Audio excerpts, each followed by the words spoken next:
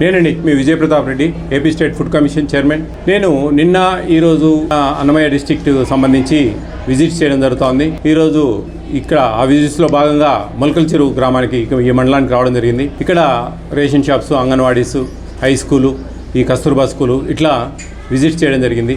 దీంట్లో ముఖ్యంగా అన్నీ బాగానే ఉన్నాయి, పర్వాలేదు, కొంచెం సాటిస్ఫాక్షన్గానే ఉన్నాయి, ఏమి ఇబ్బంది ఏం లేదు. కొంచెం ఈ కస్తూర్బా స్కూల్లో కొద్దిగా చిన్న చిన్న ప్రాబ్లమ్స్ ఉన్నాయి. ఇక్కడ కొంచెం మెయింటెనెన్స్ సరిగా లేదు, పిల్లలు కొంచెం ఇబ్బందులు పడుతూ ఉన్నారు. కొంచెము వంట వాళ్ళు కొద్దిగా తిట్టడము, కొంచెం టిఫిన్ సరిగా టేస్ట్గా చేయకపోవడం కొంచెం ఇర్రెగ్యులర్గా ఉంది. మేడం కూడా వచ్చారు, చెప్పాము క్లియర్గా, పిల్లలతో మాట్లాడాము. కొన్ని ఏదో పొంగల్ బాగాలేదంటే అది మార్చి ఎగ్ ఫ్రైడ్ రైస్ పెట్టాము. ఇట్లా కొన్ని చేస్తాము. ఇప్పుడు ఇక్కడ కొన్ని వాళ్ళకు కూడా కొంచెం ఒక మెమో ఇమ్మని చెప్పేసి ఎక్స్ప్లెనేషన్ ఏమి ఇస్తారని చెప్పేసి చెప్పడం జరిగింది. అలాగే రేషన్ షాప్స్ కూడా కొద్దిగా ఏదో 20 రూపాయలు తీసుకుంటున్నారు చక్కెరకు అని చెప్తే మేము వాళ్ళ ఫోన్లో ఉండే క్యూఆర్ కోడ్ స్క్రీన్ షాట్ చేసి ఆ జిరాక్స్ చేసి ఒక 4 కాపీలు ప్రతి ఈ జిల్లా మొత్తం ఏపీ స్టేట్ అంతా కూడా చెప్తున్నాం. మేము పోయినప్పుడు జిల్లాలో చెప్పి ఆ డిఎస్ఓ గారికి చెప్పేసి ఆ విధంగా జిరాక్స్ కాపీలు అంటిస్తూ ఉన్నాము, లామినేషన్ చేసి. అవి డైరెక్ట్గా 17 రూపాయలే ఫోన్పే చేయొచ్చు డైరెక్ట్గా అందరూ కూడా. లేదంటే 17 రూపాయలు చిల్లర తీసుకొని పోయి ఆ టేబుల్ మీద పెడితే మర్యాదగా తీసుకోవాల్సిందే, వేరే మార్గం లేదు. మనం 20-50 ఇచ్చే వాళ్ళు చిల్లర ఇవ్వడం జరుగుతూ ఉంది. అది ప్రతి ఒక్కరు గమనించాలా. అంగన్వాడీలో పర్వాలేదు, కొంచెం ఎగ్స్ ఉన్నాయి. ఈ మండలంలో ఎగ్స్ సప్లైర్ ఎవరో ఎగ్స్ మేము దాదాపు ఈ కస్తూర్బా స్కూల్లో 55 గ్రామ్స్ ఉండాలి ఒక ఎగ్ వెయిట్. వీడంతా జస్ట్ 40 కూడా లేవు, 40-42 అట్లున్నాయి. అందుకు 55 గ్రామ్స్ ఉండాలి, అది మ్యాండేటరీ. స్కూల్స్లో, అంగన్వాడీస్లో, వెల్ఫేర్ హాస్టల్స్లో 50 గ్రామ్స్ ఉండాలి.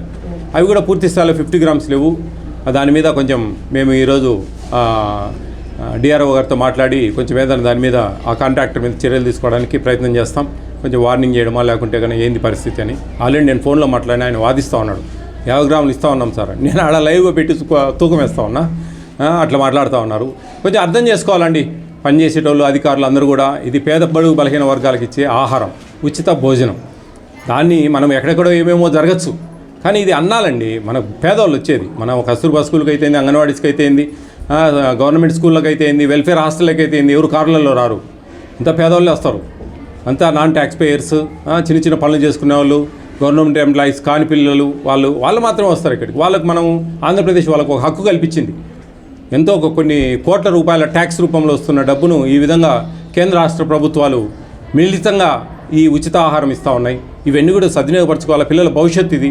వాళ్ళు సక్రమంగా భోంచేస్తేనే వాళ్ళు మంచిగా చదువుకోగలరు, చదువుల మీద కాన్సన్ట్రేట్ చేయగలరు.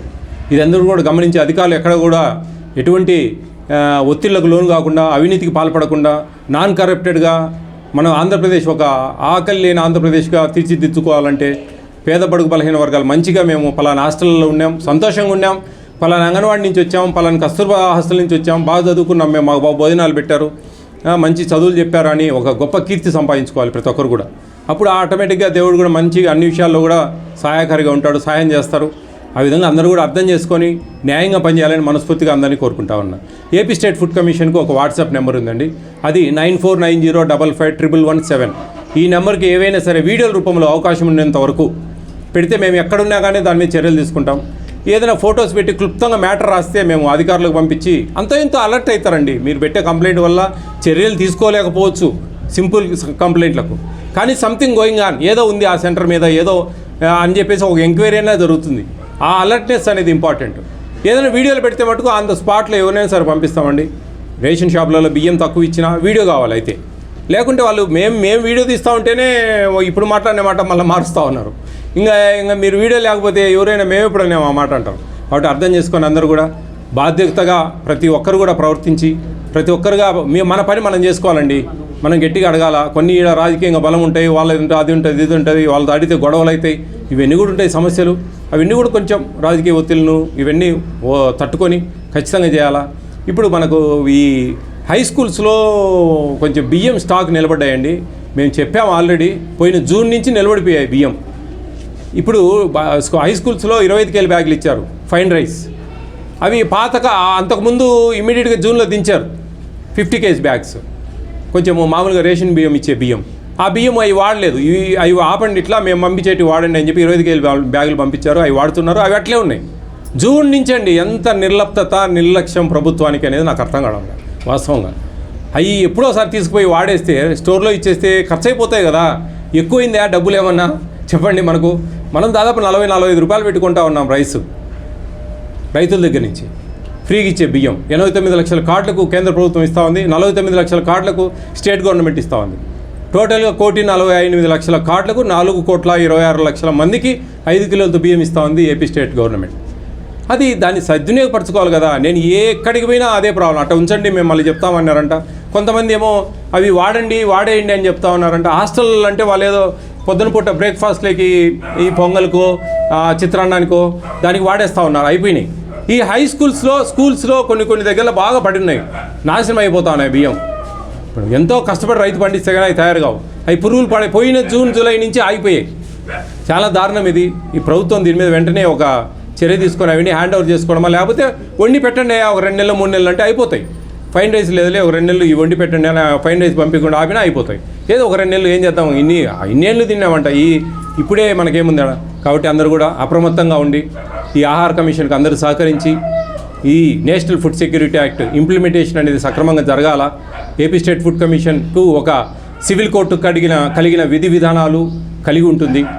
మేము సుమోటో తీసుకొని కేసులు పెడతాం, ఫైన్లు వేయచ్చు, తర్వాత సస్పెన్షన్కు రికమెండ్ చేయొచ్చు. ఈ విధంగా అన్నీ చేస్తామండి. మేము అవేర్ చేస్తున్నాం బాగా సోషల్ మీడియాలో పెట్టి ఎలా ఉండాలా ఏంది. ఈరోజు కొన్ని కోట్ల మంది ఒక అవగాహన వచ్చింది ఈ 4 లైన్ డిపార్ట్మెంట్స్లో, civil supplies, Anganwadi, mid day meals and welfare hostels, PM Matru Vandana Yojana అని చెప్పేసి ప్యూర్లీ సెంట్రల్ గవర్నమెంట్ స్కీమ్ ఇది. ఫస్ట్ డెలివరీకి 5,000 రూపాయలు, సెకండ్ డెలివరీ గర్ల్ బేబీ అయితే 6,000 రూపాయలు ఇచ్చే పథకం. ఈ 4 లైన్ డిపార్ట్మెంట్స్లోనే ఏపీ స్టేట్ ఫుడ్ కమిషన్ అనేది పనిచేస్తుంది. చాలామంది ఫుడ్ ఉంది కదా అని చెప్పేసి ఏదో హోటళ్ళు, రెస్టారెంట్లు, డాబాలు, 5 స్టార్ హోటల్ ఏమేమో అనుకుంటా ఉన్నారు. అయిన సంబంధం లేండి. కేంద్ర రాష్ట్ర ప్రభుత్వాలు మిళితంగా ఇచ్చే ఉచిత ఆహారానికి మాత్రమే AP state food commission, Andhra Pradesh రాష్ట్ర ఆహార కమిషన్ అనేది సమాధానం ఇవ్వాలి. దాని మీదనే మేము చర్య తీసుకోవాలి. దాని మీదనే మాకుంటుంది. మాకు కూడా అది కూడా ఇంప్లిమెంటేషన్ ఆఫ్ వినియోగదారునికి సక్రమంగా చేరుతున్నాయా లేదా అంతవరకే మా బాధ్యత. అక్కడైనా లోటుపాట్లు ఉంటే సవరిస్తాం. ఇంకెవరెవరో లోళ్ళు అమ్ముతా ఉన్నారు, ఏం చేస్తూ ఉన్నారంటే అది అమ్మే వాళ్ళకి తెలియాలా, కొనే వాళ్ళకి తెలియాలా, ఆ ట్రాన్స్పోర్ట్ చేసే వాళ్ళకి తెలియాలి. దానికి సపరేట్ వింగ్ ఉందండి. విజిలెన్స్ ఉంది, ఈ సివిల్ సప్లైస్ డిపార్ట్మెంట్ ఉంది, జాయింట్ కలెక్టర్ ఆధ్వర్యంలో వాటిని కట్టడి చేయాలి. ఈ విషయాలన్నీ కూడా జాగ్రత్త చేయాలని మనస్ఫూర్తిగా కోరుకుంటూ థ్యాంక్ యూ అన్నాడు.